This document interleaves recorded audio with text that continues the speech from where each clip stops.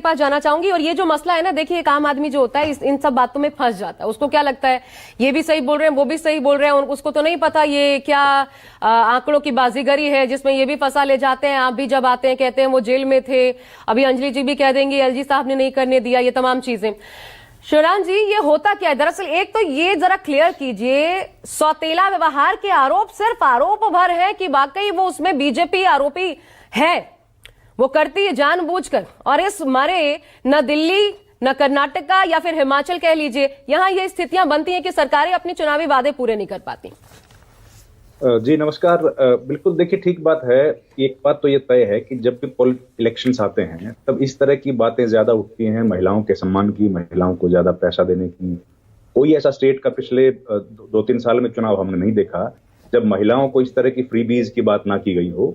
और उसके बाद जब नतीजे आते हैं तो एक क्लेम भी किया जाता है कि इस तरह की फ्रीबीज क्योंकि अनाउंस की थी किसी पॉलिटिकल पार्टी ने, उसका बेनिफिट उनको मिला।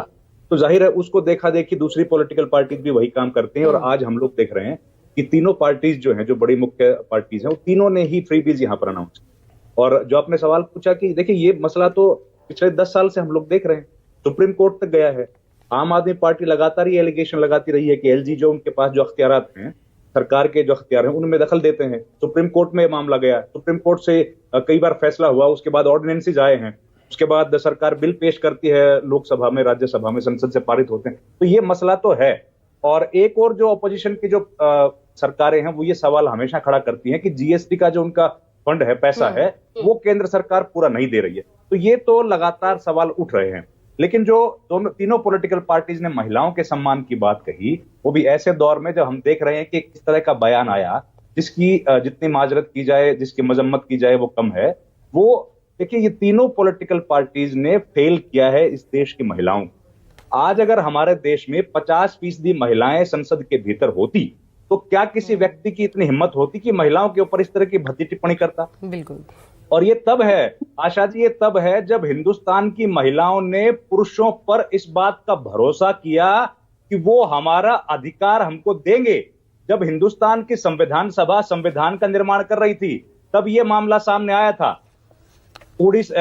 असम के रहने वाले रेणुका राय चौधरी ने कहा था कि महिलाओं को भी रिजर्वेशन दिया जाना चाहिए। लेकिन उस वक्त की जो महिलाएं थी, राजकुमारी अमृत कौर बेगम, जो एक बेगम थी, यूनाइटेड प्रोविंस से आती थी, और रोहिणी राय चौधरी, इन तीनों ने उसकी मुखालफत की। उन्होंने कहा कि अगर इस तरह का कोई रिजर्वेशन महिलाओं को दिया गया तो हम लोग उसका विरोध करेंगे। क्यों? क्योंकि हमको भरोसा है कि हम लोग काबिल हैं और समाज में जो हमारी जगह है वो हमको मिलेगी, और पॉलिटिकल पार्टी जो है वो हम लोगों को हमारा न्यायोचित स्थान देंगी। लेकिन सारी पॉलिटिकल पार्टी, मुझे खेद है कहते हुए, तमाम पॉलिटिकल पार्टी इस मामले में फेल हो गई।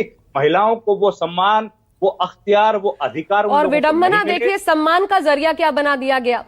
आप सशक्त कर रहे हैं, सशक्त करने के दूसरे द्वार भी हो सकते हैं। और आप ये जो मैं कहती हूँ, ठीक है, वो जो अंतिम पंक्ति में खड़ा अंतिम व्यक्ति, उस तक मदद पहुंचनी जरूरी है।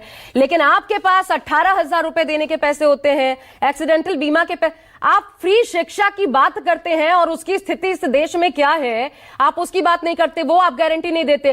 कोई पॉलिटिकल पार्टी ऐसी नहीं आती जो ये कहती हो कि हम अपने मैनिफेस्टो में हर बच्चे को, ताकि उसकी स्कूल फीस कहीं ना छूटे। अभी 37 लाख ड्रॉप आउट्स इसी साल 22 से 23 का ये फिगर सामने आया, उसमें 16 लाख जो है वो महिलाएं हैं, वो लड़कियां हैं, हमारी बेटियां हैं, ड्रॉप आउट्स हैं। और वो सिर्फ इसलिए क्योंकि वो पढ़ नहीं पाती, उनको वो नहीं मिल पाता